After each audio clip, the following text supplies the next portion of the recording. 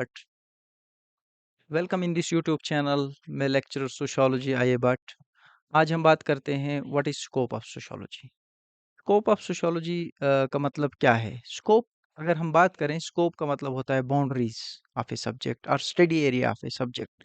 जिस तरह से क्रिकेट में बाउंड्रीज होती हैं, वही बाउंड्रीज चार दीवारी में सब्जेक्ट का एरिया ऑफ स्टडी क्या है। तो बात करते हैं, बेस्ट जो डेफिनेशन स्कोप ऑफ सोशियोलॉजी की दी है, वो वी एफ कैलबर्टन ने सोशियोलॉजी के बारे में क्या लिखा है। वी एफ कैलबर्टन कहते हैं, sociology is so elastic science, it is difficult to determine. Sociology को कहना मुश्किल है कि सोशियोलॉजी की बाउंड्रीज कहाँ से शुरू होती हैं और बाउंड्रीज कहाँ खत्म होती हैं। इसका मतलब ये हो गया कि सोशियोलॉजी एक रबड़ की तरह काम करता है, जितना खींचोगे उतना खींचता जाएगा। कहाँ से शुरू होता है, कहाँ खत्म होता है, ये हमें समझ नहीं आती है। कब और कब हम wear sociology become social psychology, कब सोशियोलॉजी सोशल साइकोलॉजी बन जाती है और कब सोशल साइकोलॉजी जो है सोशियोलॉजी बन जाती है।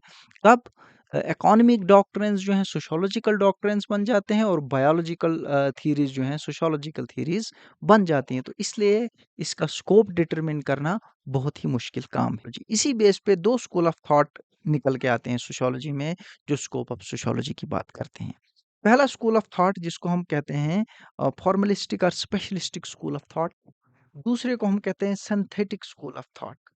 जो फॉर्मलिस्टिक और स्पेशलिस्टिक स्कूल ऑफ थॉट है, अगर इनको सोशियोलॉजी के पर्सपेक्टिव से जोड़ें हम, तो सोशियोलॉजी के पर्सपेक्टिव से हम ऐसे जोड़ सकते हैं कि जो मैक्रो सोशियोलॉजी, जो मैक्रो पर्सपेक्टिव है, जैसे कन्फ्लिक्ट है, फंक्शनल पर्सपेक्टिव है, जो मैक्रो पर्सपेक्टिव है वो बात करता है ब्रॉडर लेवल की, लार्जर लेवल की। तो जो सिंथेटिक स्कूल ऑफ थॉट है, वो आता है मैक्रो सोशियोलॉजी में या मैक्रो पर्सपेक्टिव का इस्तेमाल करता है। जो स्पेशलिस्टिक और फॉर्मलिस्टिक स्कूल ऑफ थॉट है, वो माइक्रो सोशियोलॉजी की बात करता है, मींस वो माइक्रो पर्सपेक्टिव का इस्तेमाल करके सोसाइटी को समझाने की कोशिश करता है। ये दो स्कूल ऑफ थॉट जो हैं, ये सोशियोलॉजी का स्कोप डिटरमिन करते हैं। अब हम चलते हैं, एक एक करके हम डिस्कस करेंगे। तो पहला स्कूल ऑफ थॉट जो है स्पेशलिस्टिक और फॉर्मलिस्टिक स्कूल ऑफ थॉट, ये क्या कहता है?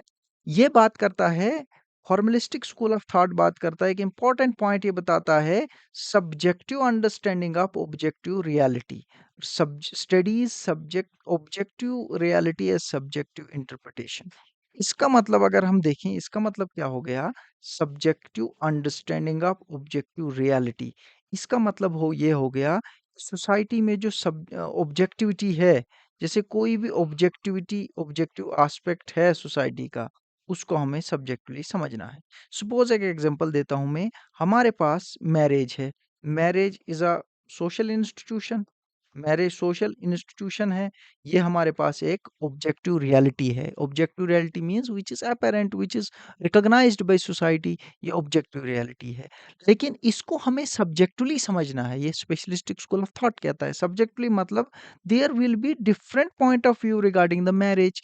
एक के लिए मैरिज होगा love and companionship, life long relationship, तो दूसरा कहेगा कि नहीं, मुझे शादी नहीं करनी थी, I am doing this marriage because of the social compulsion, because of the social force, समाज की वजह से कर रहा हूँ या फैमिली प्रेशर की वजह से कर रहा हूँ। तो मीन्स सोश ऑब्जेक्टिव थिंग है, इसको हमने सब्जेक्टिवली अंडरस्टैंड करना है। ये फॉर्मलिस्टिक स्पेशलिस्टिक स्कूल ऑफ थॉट वाली बात करते हैं। तो जिस पर्सपेक्टिव जो है डोमिनेंट रहा 1880 से लेके 1940 तक, ये पर्सपेक्टिव डोमिनेंट रहा। और इसके फाउंडर कौन है? इस पर्सपेक्टिव के फाउंडर जो हैं जॉर्ज सिमल कहलाए जाते हैं। और other proponent of this school of thought are Vierkandts, Max Weber, Small, von Wiese and Ferdinand Tonnies, ये भी माने जाते हैं। फर्दर बात करें, फर्दर इलॉबरेट करते हैं हम, तो ये बात करते हैं, देखो स्पेशलिस्टिक स्कूल ऑफ थॉट क्या बात करता है, नाम अपने आप में ही डिफाइन करता है। स्पेशलिस्टिक स्कूल ऑफ थॉट, ये सोशियोलॉजी को प्योर सोशियोलॉजी कहते हैं। और ये कहते हैं कि sociology studies specially the different types of relationship. Sociology micro level की बात करता है, क्योंकि ये माइक्रो पर्सपेक्टिव का इस्तेमाल करते हैं, इसीलिए माइक्रो लेवल की बात करते हैं। माइक्रो लेवल में social relationship, individual interaction, social action, इनकी बात करते हैं। तो इसीलिए scope of sociology should not be generalized but confined to the study of some specific aspects of society. ये बात करते हैं कि सोशियोलॉजी का स्कोप जनरलाइज्ड नहीं है, ब्रॉडर नहीं है, it is specialized. It has to study a particular some specific aspects को हमें स्टडी करना चाहिए।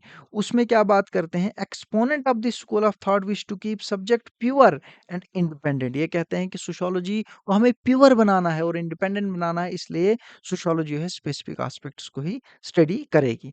According to them it deals with the social relationship, social activities and processes of socialization. Micro level की बात करते हैं, ये पहली पहली बात वो कहते हैं।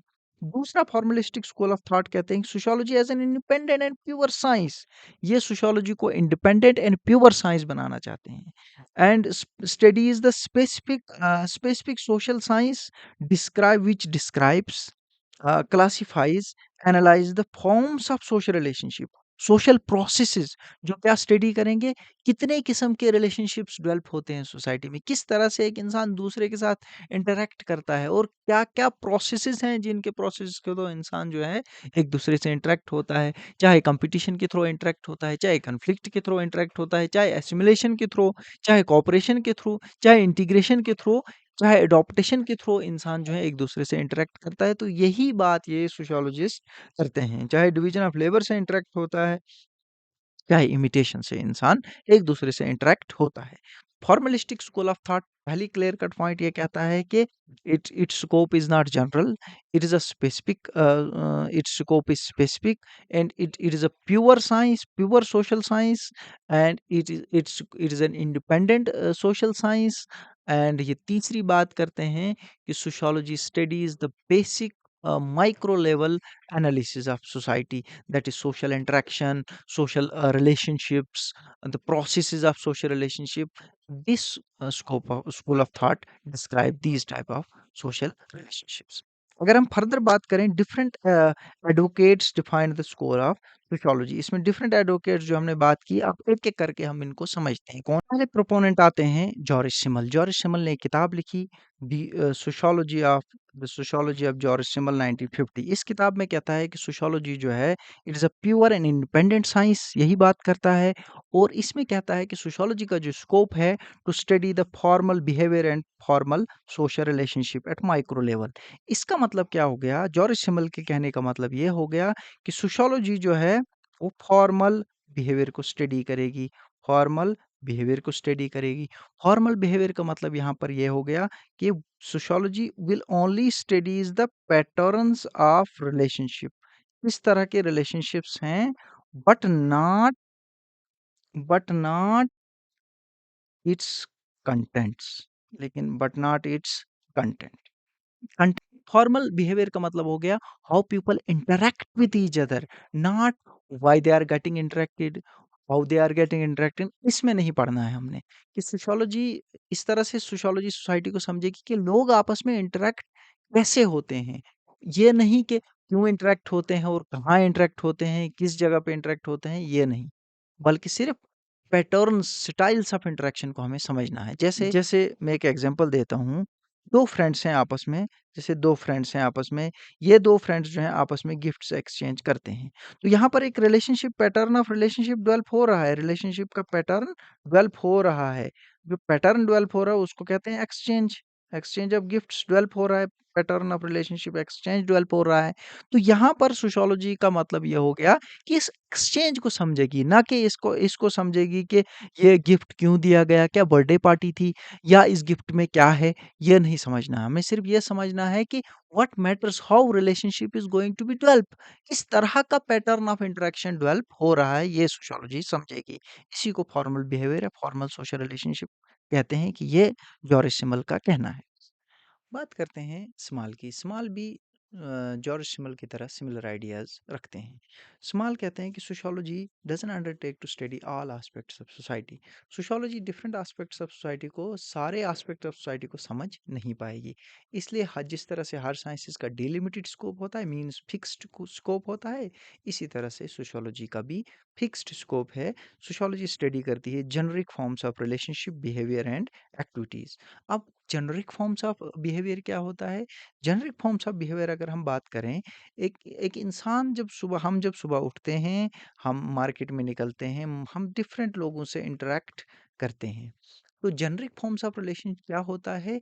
जब सिमिलर पैटर्न्स पे हम इंटरेक्ट करना शुरू करें, सिमिलर पैटर्न जिस इंटरेक्शन में बने उसको कहते हैं जेनरिक फॉर्म ऑफ रिलेशनशिप। जैसे मैं जा रहा हूँ मार्केट में मैं शॉपकीपर के पास गया, शॉपकीपर को मैंने कहा कि भैया मुझे फलानी चीज़ दे दो, मुझे फलानी चीज़ दे दो। फिर क्योंकि मेरा लेना और उसका देना सिमिलर पैटर्न है, मुझे लेना है और उसको बेचना है और मैं उसके साथ इंटरेक्शन जो डेवलप कर रहा हूँ, इसी को जो बिहेवियर हमारा डेवलप हो रहा है सिमिलर लाइंस पे, सिमिलर पैटर्न्स पे, इसी को जेनरिक फॉर्म्स ऑफ रिलेशनशिप कहते हैं। ये इस्तेमाल की बात है। अब हम आगे चलते हैं, बात करते हैं फर्डिनेंड टोनीज। फर्डिनेंड टोनीज ने एक किताब लिखी जेमिनीस्चाफ्ट एंड जेसलशाफ्ट। 1887 में उसने किताब लिखी। इस किताब में दो टर्म्स वो यूज करता है, जर्मन टर्म्स हैं जेमिनीस्चाफ्ट एंड जेसलशाफ्ट। जेमिनीस्चाफ्ट का मतलब होता है कम्युनिटी और विलेज। इसका मतलब ये हो गया कि यहाँ पर जो रिलेशनशिप होता है वो रिलेशनशिप पर्सनल होता है और क्लोज होता है, और रिलेशनशिप क्लोज होता है। जैसे हम बात करते हैं फैमिली की, क्लोज नेट फैमिली, फैमिली में रिलेशनशिप फेस टू फेस होता है, क्लोज होता है और पर्सनल होता है। इसी तरह से अगर हम बात करेंगे ट्राइबल ग्रुप्स की, ट्राइबल ग्रुप्स के अंदर भी रिलेशनशिप क्लोज होता है और पर्सनल होता है। यहाँ पर टाइज जो होते हैं सोसाइटी में, जो बॉन्ड जो होता है सोसाइटी को, स्ट्रांग होता है, यूनिटी होती है। जेसल शेफ्ट का मतलब हो गया सोसाइटीज आर एसोसिएशंस। जहाँ पर जो रिलेशनशिप होता है वो पर्सनल नहीं होता है बल्कि डिस्टेंट होता है, दूर का रिलेशनशिप होता है, और पर्सनल रिलेशनशिप नहीं होता है, इंटरपर्सनल रिलेशनशिप होता है। कोई ना कोई मकसद होता है एक दूसरे के साथ जुड़े रहने का। जैसे हम शॉपिंग मॉल्स में डिफरेंट इंडिविजुअल्स काम करते हैं और आपस में एक दूसरे से इंटरेक्ट करते हैं, लेकिन on the basis of interpersonal benefits. किसी को सैलरी के बेस पे बेनिफिट है, कोई अपनी पब्लिसिटी करना चाहता है, इस तरह से लोग आपस में इंटरेक्ट होते हैं। या अगर हम बिजनेस हाउसेस की बात करें, तो सुबह उठ के हम कंपनी में काम करने जाते हैं तो वहाँ का जो रिलेशनशिप हमारा डेवलप होता है हमारे कुलीग्स के साथ, वो इंटरपर्सनल रिलेशनशिप होता है, ना कि पर्सनल होता है। उसी को जेसलशाफ्ट कहते हैं। मैक्स वेबर की बात करते हैं तो मैक्स वेबर अपनी किताब लिखते हैं इकोनॉमी एंड सोसाइटी, जिसको ट्रांसलेट किया गया 1922 में। इस किताब में बात करते हैं aim of sociology is to interpret understand social behaviour and social behavior doesn't cover the whole field of human relationship. He further said the sociology should classify, analyze and different types of social relationship. Max weber बात करते हैं दो aspects की। यहाँ पर max weber बात करते हैं, कहते हैं कि मेन गोल जो है सोशियोलॉजी का वो क्या है, मेन गोल ऑफ सोशियोलॉजी क्या है, तो अंडरस्टैंड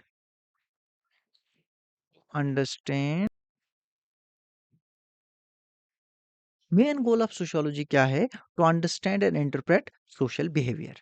एक तो ये बात इसमें यह करता है कि जो सोशल बिहेवियर होता है, सोशियोलॉजी सोशल बिहेवियर जो होता है, सोशियोलॉजी सारे सोशल बिहेवियर्स को नहीं समझती है, सारे सोशल बिहेवियर को सोशियोलॉजी स्टडी नहीं करती है। सोशियोलॉजी उस बिहेवियर को सोशल बिहेवियर कहती है, उस बिहेवियर को उस एक्शन को सोशल एक्शन कहती है, जिस एक्शन के पीछे जो एक्ट दूसरे के साथ लिंक्ड हो। जैसे हम सुबह उठ के ब्रश करते हैं, उसको वो सोशल एक्शन नहीं कहेगा, वो पर्सनल एक्शन हो गया। सोशल एक्शन तब बनता है जब हम, जैसे हम पढ़ रहे हैं, जैसे अभी मैं पढ़ा रहा हूँ आपको, मेरा मकसद और आपका मकसद पढ़ना है और मेरा मकसद क्या है, आपको पढ़ाना है। मैं आपके रिलेटेड पढ़ा रहा हूँ, इसको वो सोशल एक्शन कहता है, इसको वो सोशल बिहेवियर कहता है। कि सोशियोलॉजी का यही स्कोप है कि ये different understand and interpret the different social behaviour and social actions. तो इसके साथ साथ में दूसरी बात करता है, understand the types of social behaviour, classifies types of social behaviour या सोशल एक्शन जिसको हम कहते हैं। सोशल बिहेवियर या सोशल एक्शन की कितनी टाइप्स हैं, वो बात करता है। 4 टाइप के सोशल बिहेवियर हैं, 4 टाइप के सोशल एक्शंस हैं। Social behaviour and social action एक ही बात है। आप बात करते हैं Vierkandt, another leading sociologist maintained the sociology special branch of knowledge है, जो बात करती है मेंटल और psychic relationship which link one man to another. ये साइकिक कॉग्निटिव एस्पेक्ट की बात कर, ये बात करके sociology is not only study what people do.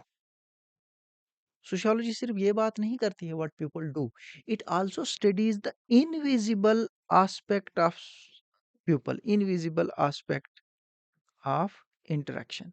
Interaction का इनविजिबल एस्पेक्ट क्या है? उस पर्सन्स के इमोशंस क्या हैं, उस पर्सन की फीलिंग्स क्या हैं, उस पर्सन के मोटिव्स क्या हैं, जिसके बेस पे ये इंटरेक्शन डेवलप होता है। इसकी भी बात वेरखंड कहता है। तभी वेरखंड जो है वो बात करता है कॉग्निटिव एस्पेक्ट की, साइकिक एस्पेक्ट ऑफ रिलेशनशिप की बात कहता है कि सोशियोलॉजी का स्कोप जो है not only to study what people do but also studies the invisible aspect of the people, invisible aspect of the interaction that holds people together. This is where अब बात करते हैं वन वीस की बात करते हैं। वन वीस अपनी बुक लिखता है सिस्टमेटिक सोशियोलॉजी 1932 में। इसमें बात करता है scope of sociology is the study of forms of relationship. ये अब बात करता है कि कितने किस्म के रिलेशनशिप होते हैं।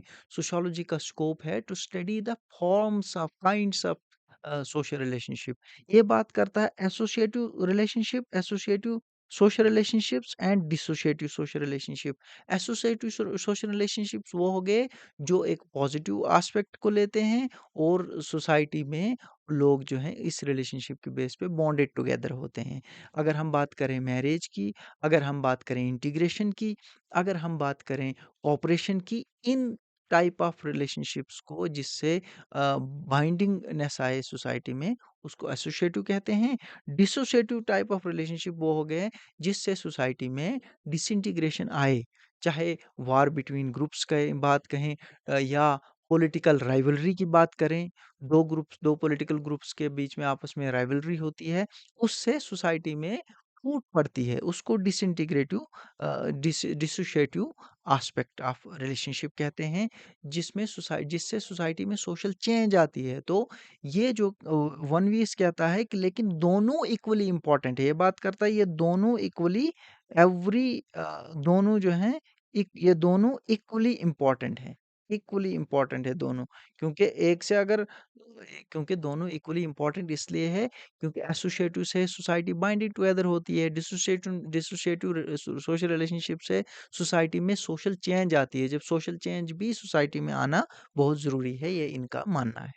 इसके बाद हम बात करते हैं कंक्लूजन की, तो हम कंक्लूड कर सकते हैं specialistic school of thought sociology studies specific aspect of social relationship and behaviour, their forms and scope is limited.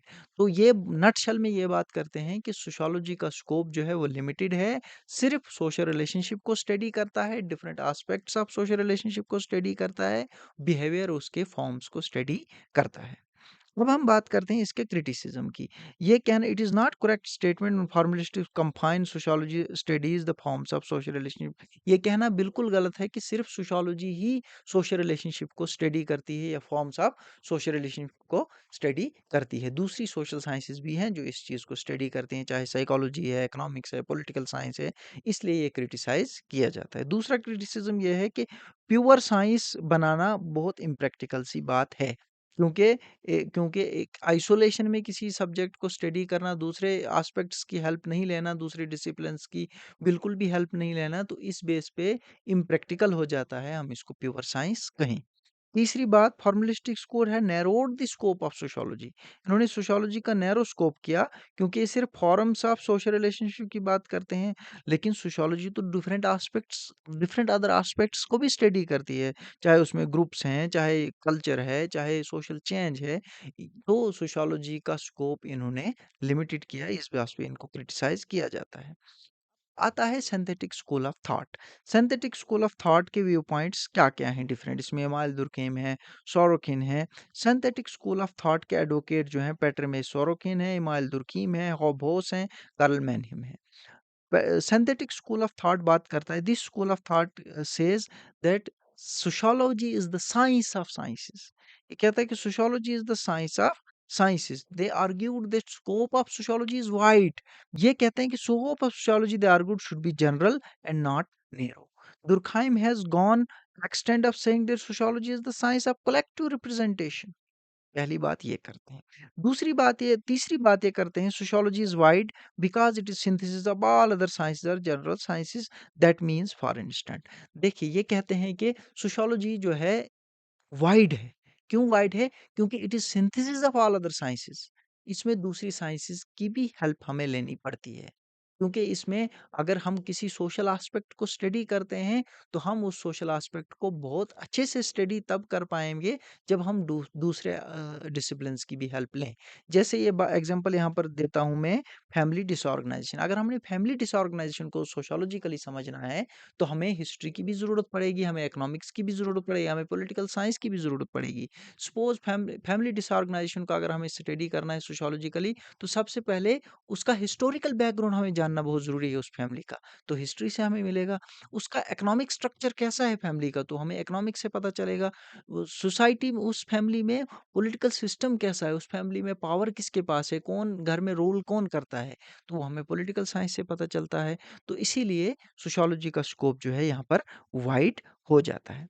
इसके बाद ये बात करते हैं, सिंथेटिक स्कूल अपने स्कोप ऑफ सोशियोलॉजी को कहता है कि इंसाइक्लोपीडिक है सोशियोलॉजी, साइनोप्टिक है, because all parts of social life को स्टडी करती है, और intimately interconnected, interrelated, hence study of one aspect is not sufficient to understand all aspects और होल सोसाइटी।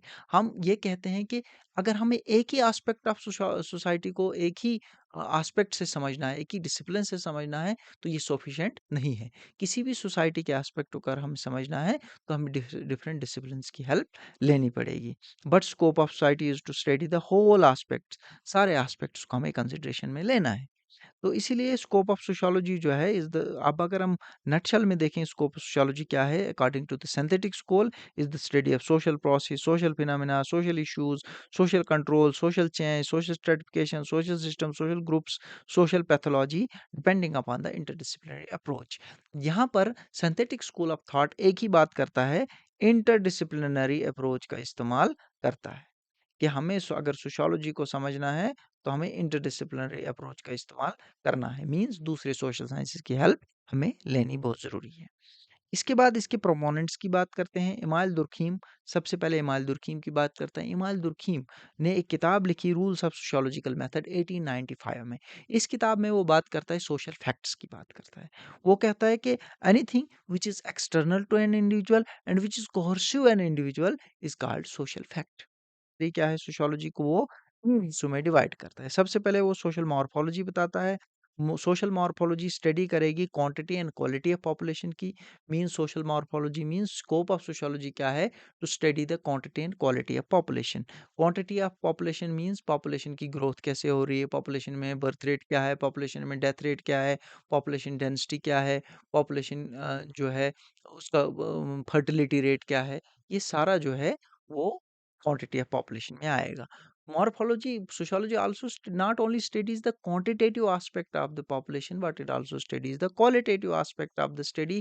क्वालिटेटिव एस्पेक्ट में लोगों की हेल्थ सिस्टम कैसा है, लोगों का एजुकेशन सिस्टम कैसा है, लोगों का इकोनॉमिक सिस्टम कैसा है, ये भी सोशियोलॉजी का स्कोप है।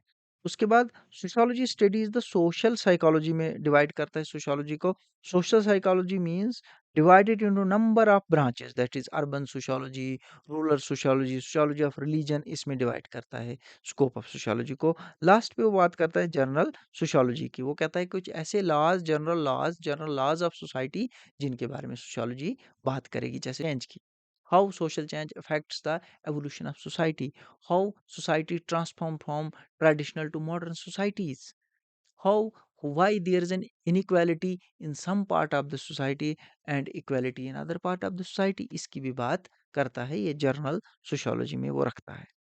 उसके बाद बात करेंगे हम सोरोकिन की। सोरोकिन किताब लिखता है सोशल एंड कल्चरल डायनेमिक्स, 1937 से 1941 के बीच में ये किताब लिखता है। इसमें वो बात करता है, तीन चीज़ों की बात करता है, स्कोप ऑफ सोशियोलॉजी है।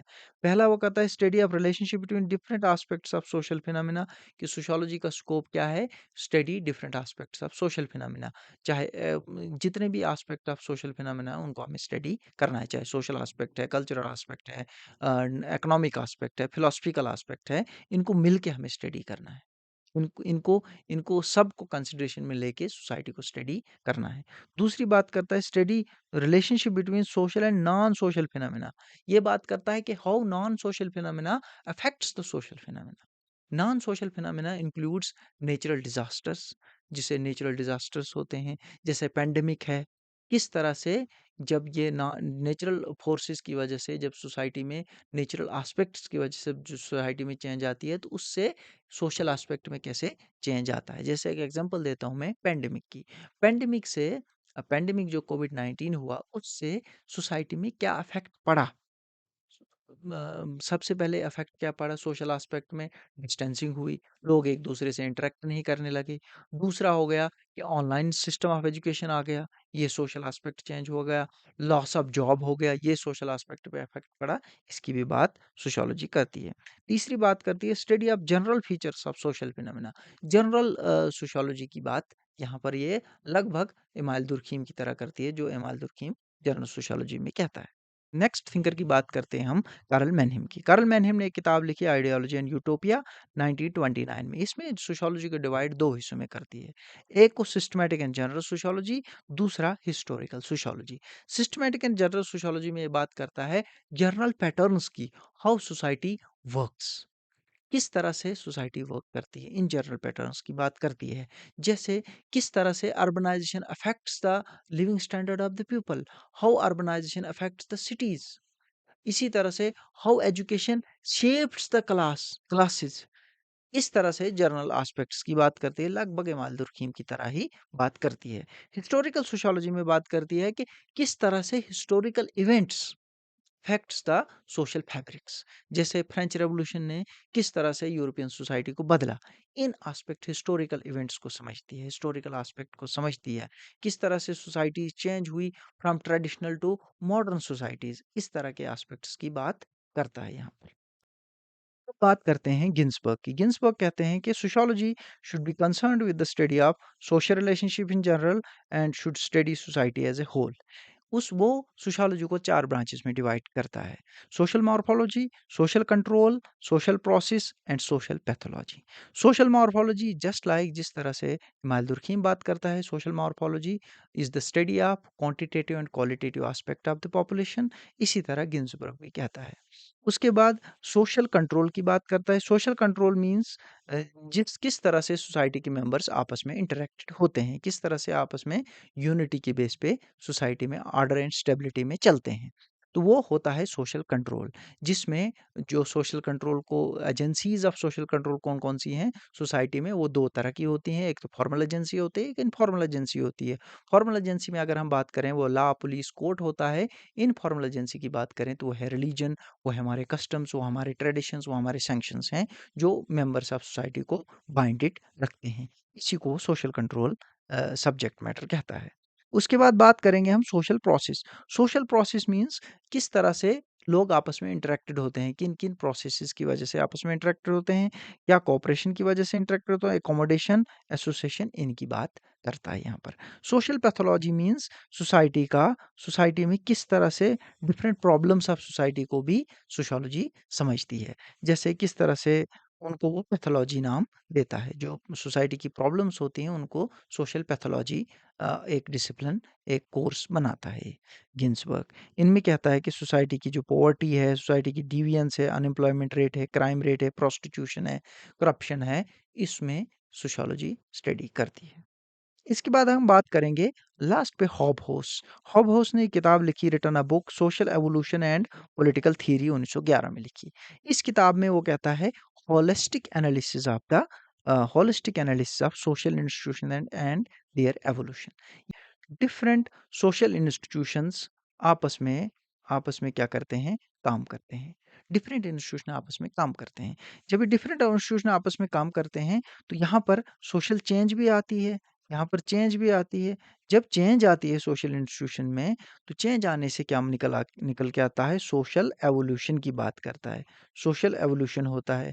जब सोशल एवोल्यूशन होता है तो प्रोग्रेस सोसाइटी में होती है। तो वो कहता है कि progress not only technological progress, progress का मतलब यहाँ पर ये हो गया सिर्फ टेक्नोलॉजी ही प्रोग्रेस नहीं हुई।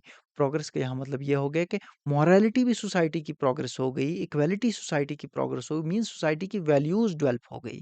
जब सोसाइटी की वैल्यूज़ डेवलप हो गई तो उससे क्या हो गया, एक ऐसी मॉडर्न सोसाइटी बनी जो मॉडर्न सोसाइटी किन प्रिंसिपल के बेस्ड पे है, वो जस्टिस पे बेस्ड है, इक्वालिटी के बेस्ड पे है और रेशनैलिटी पे बेस्ड है। ये उसका हॉबहोस का कहना है। तो यही स्कोप ऑफ सोशियोलॉजी है। कि इन होलिस्टिक व्यू में सोसाइटी को समझने की कोशिश करती है। अब हम बात करते हैं इंडियन सोशियोलॉजिस्ट क्या कहते हैं स्कोप ऑफ सोशियोलॉजी के बारे में। डीपी मुखर्जी कहते हैं कि सोशियोलॉजी का स्कोप इंडिया में क्या है, to study the change in the context of tradition and tradition in the context of change. क्योंकि इनके मुखर्जी बात करते हैं, आर के मुखर्जी ने किताब लिखी फंडामेंटल्स ऑफ सोशियोलॉजी 1943 में।